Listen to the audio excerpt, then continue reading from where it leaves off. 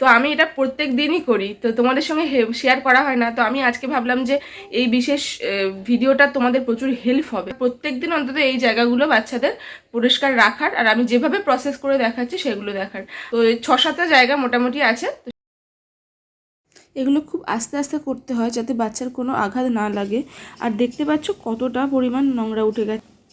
Hey guys, welcome back to my channel. আশা করি তোমরা সবাই খুব ভালো আছো, আমিও বেশ ভালো আছি, আর সোনা বাবাও বেশ ভালো আছে, সবাই ভালোই আছে।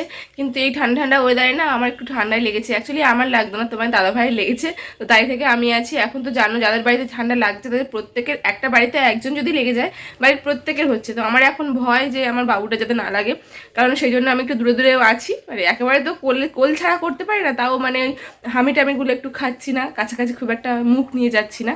আর সকাল সকাল প্যারাসিটামলও খেয়ে নিয়েছি, দেখা যাক এবার কি হয়।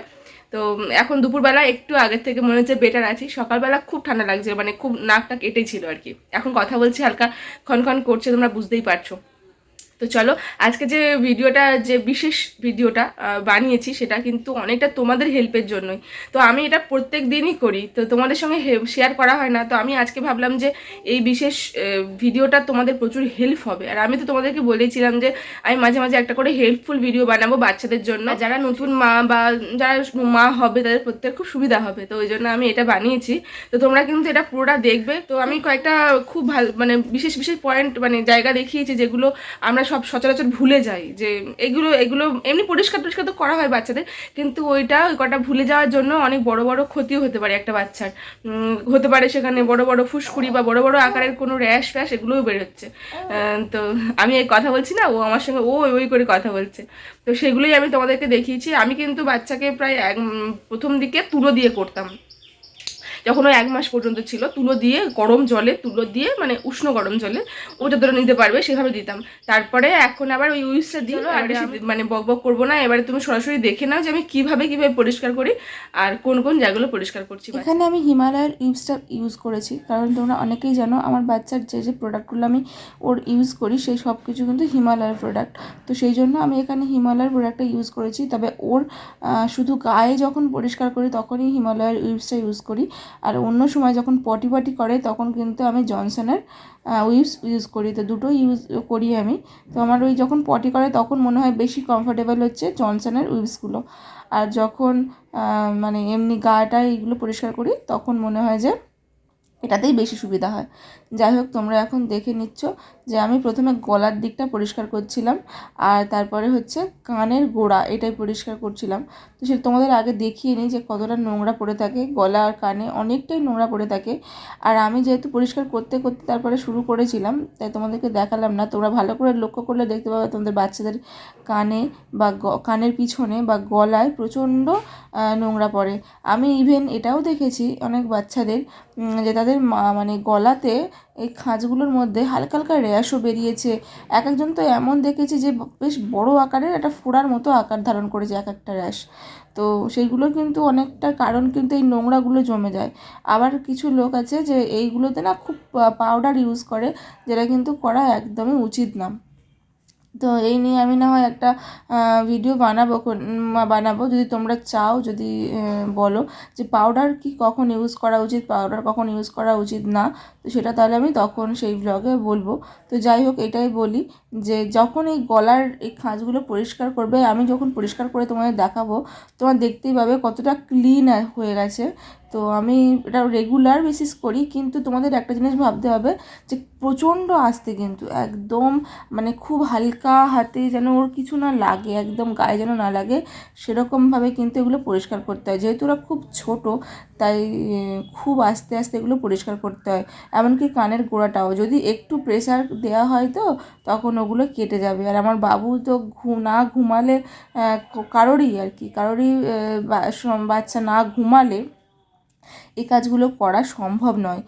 কারণ এত বাচ্চা ছটপট করে, আর ওর গলাতে যখন আমি হাত দিতে যাই যখন জেগে থাকে তখন না গলাটা আমার পুরো কান্না করে, তাছাড়া গলা একদম উঁচু করে থাকে না। তো ওই জন্য যখন ঘুমাই একমাত্র তখনই আমার সুবিধা হয় এভাবে পরিষ্কার করে নিতে। তোমরাও করবে। আর যেহেতু ওকে ঘুমাচ্ছিল আর আমি বারবার ওইভাবে পরিষ্কার করছি না, ও একটুখানি মানে মানে কমফোর্টেবল ফিল করছে নাকি ঘুমিয়েও। মাঝে মাঝে জেগে উঠছিল। তো তখনই আমাকে আবার হাত দিয়ে দিয়ে বুকের উপরে আবার ঘুম পাড়াতে হচ্ছিল করে। যাই হোক, আমি এখন গলাটা পরিষ্কার করে নিলাম। ওটা ফার্স্ট জায়গা, প্রথম জায়গা মেন, সেটা হচ্ছে গলা। তারপর সেকেন্ড আমি তোমাদের দেখালাম কানের পিছন। কানের পিছনেও কিন্তু বাচ্চারা প্রচুর নোংরা থাকে। এবারে কানের পিছনটা রেগুলার কিন্তু পরিষ্কার করতে হয়, না হলে অনেক সময় আমি এটাও দেখেছি ঘা জমে যায়।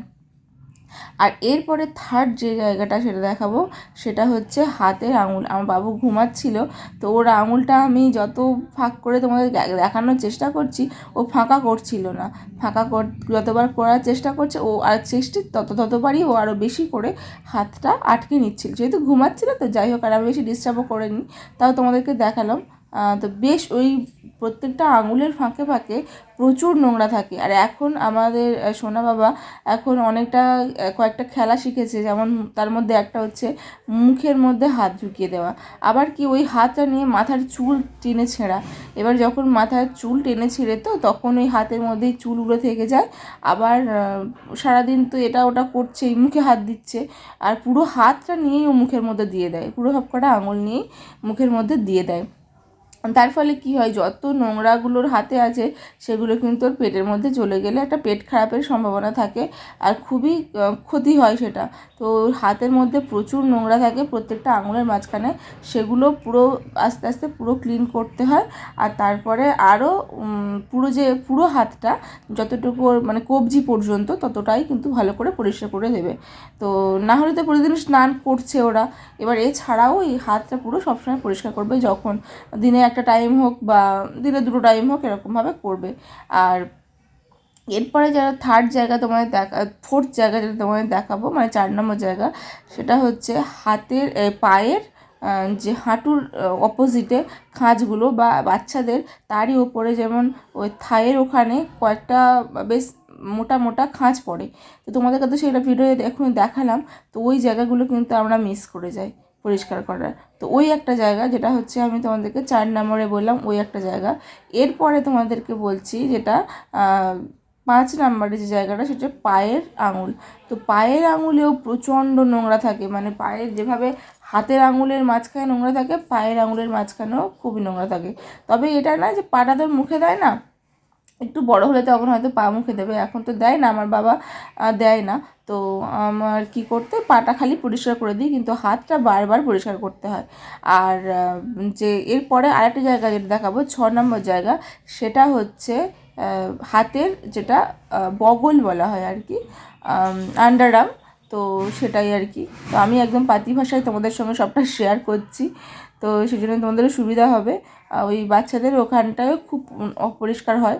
এরপরে আরও আমি দুটো ভালো করে পরিষ্কার উইপস নিয়েছি। তবে উইপসগুলো কিন্তু অনেকে বলতে পারো তুমি এত ছোটো ছোটো করে কেটেছো কেন, কারণ আমার ছোটো ছোটো করে কাটলেই সুবিধা হয়, বরং ও তো খুব ছোটো, বড় একটা উইপস নিয়ে সেটা না কাটলে না, ও ঝোলে তো ওর মুখে টুকে লেগে যায়, একটা ভয় থাকে। তো ওই জন্য আমি ছোটো ছোটো করে কেটে নিয়ে আমি হাতেও কমফোর্টেবলি ধরতে পারি, আর ওকে পরিষ্কারটাও করাতে পারি।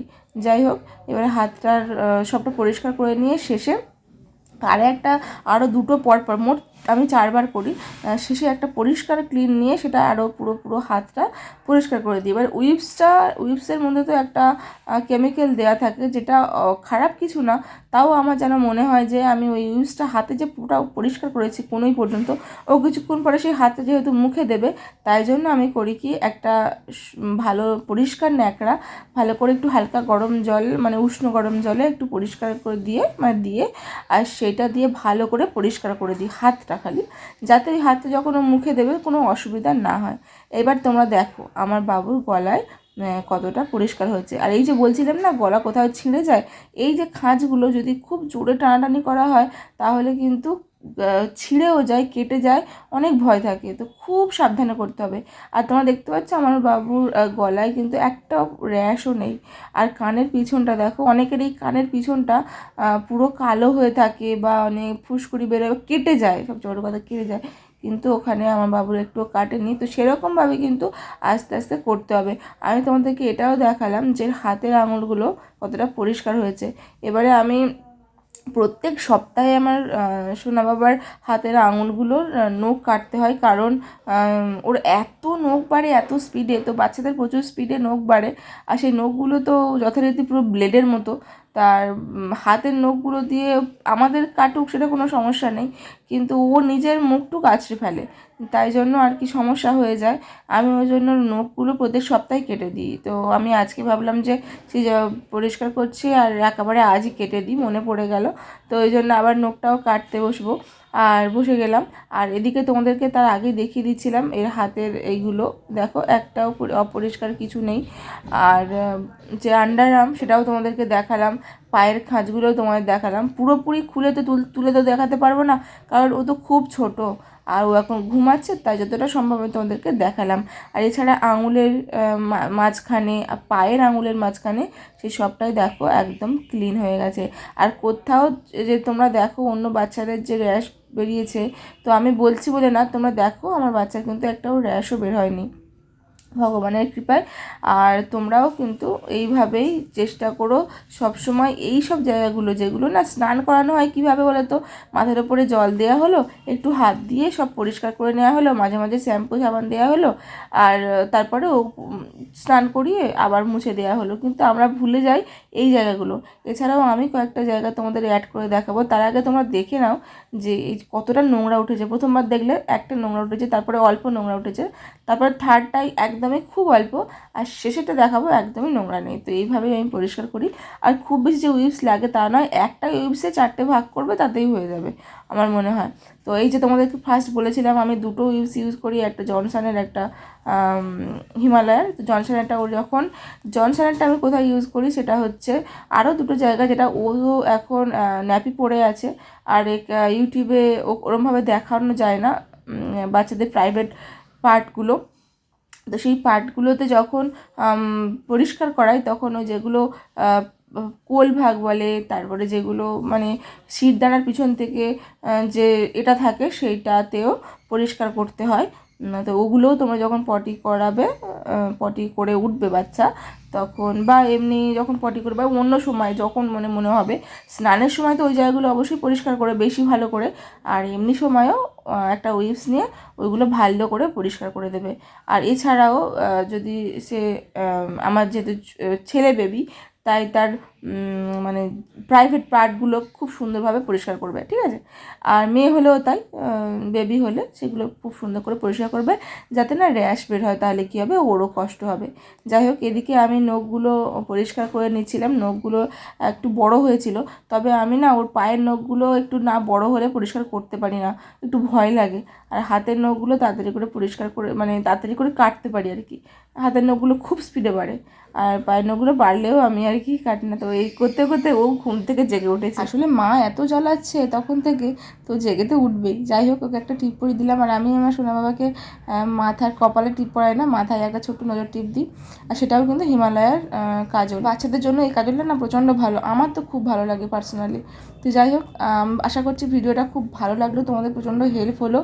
আর আর যদি কোনো কিছু বাচ্চা সংক্রান্ত কোয়ারি থাকে, তোমরা অবশ্যই কমেন্টস করে জানাতে পারো। আমি তাহলে আবার সেটা বিষয়ে যদি বড় ভিডিও হয় তাহলে বড় ভিডিও সেইভাবে বানাবো, আর না হলে আমি ভিডিওর মধ্যে মানে ব্লগের মাধ্যমে তোমাদের কোয়ারি সব বলে দেবো, যেগুলো আমি এক্সপিরিয়েন্স করেছি সেগুলো তোমাদের সঙ্গে শেয়ার করব। তো চলো, এখানে ভিডিওটা শেষ করছি। সবাই খুব ভালো থাকবে, সুস্থ থাকবে, আর ভিডিওটা ভালো লাগে লাইক, কমেন্ট আর সাবস্ক্রাইব করতে একদম ভুলবে না। টাটা, সবাই খুব ভালো থাকবে।